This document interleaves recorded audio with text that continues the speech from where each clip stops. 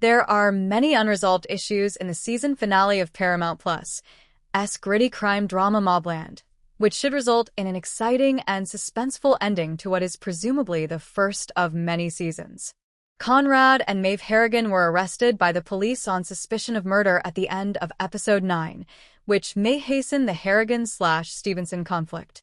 Richie could undoubtedly make his move against the rest of the Harrigan operation to permanently seize control of London now that the snake's head had been temporarily severed. The season finale of MobLand will have to deal with a number of character subplots that will change the show in addition to the main story about the drug and gun trades in London. Harry Da Souza, played by Tom Hardy, has never been in a more precarious situation than he is right now, and Kevin Harrigan, played by Paddy Considine, will surely have to cope with the consequences of the murder he committed. There are a number of popular theories regarding the resolutions of different subplots, and the forthcoming season finale is almost certain to address some of the most fascinating of them. The endless setup surrounding Bella Harrigan's plot with her politically connected father is undoubtedly one of MobLand's most annoying subplots. As we approach the season's last episode, we still don't know what she's really planning to do. She has so far interacted with her father and Antoine, the enigmatic Frenchman who works for a Syrian arms dealer, in an attempt to persuade the latter to meet with the UK Home Secretary. What Bella gains from this agreement is still up in the air. Harry has repeatedly cautioned her against it, and we still don't know why she wants the sit-down to happen so urgently. She's obviously a little over her head because she's already needed Harry's help after Antoine tried to gain leverage over her. All that needs to be covered in the season finale is Bella's plan and how, if at all, it fits into the larger story. Theories concerning who Maeve might be referring to and why it infuriated Kevin have been circulating since she made a remark about Kevin's other brother at the end of episode 8. The most widely held belief is that Eddie, Kevin's son, is actually Conrad's son with Bella, making him Kevin's half-brother rather than his son.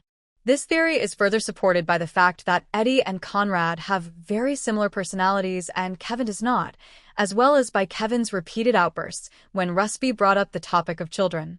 Theories concerning who Maeve might be referring to and why it infuriated Kevin have been circulating since she made a remark about Kevin's other brother at the end of episode 8. The most widely held belief is that Eddie, Kevin's son, is actually Conrad's son with Bella, making him Kevin's half-brother rather than his son. This theory is further supported by the fact that Eddie and Conrad have very similar personalities and Kevin does not, as well as by Kevin's repeated outbursts when Rusby brought up the topic of children. Tattersall's scheme for Alice to steal the Harrigans' DNA in order to plan it later and convict them once and for all isn't quite right.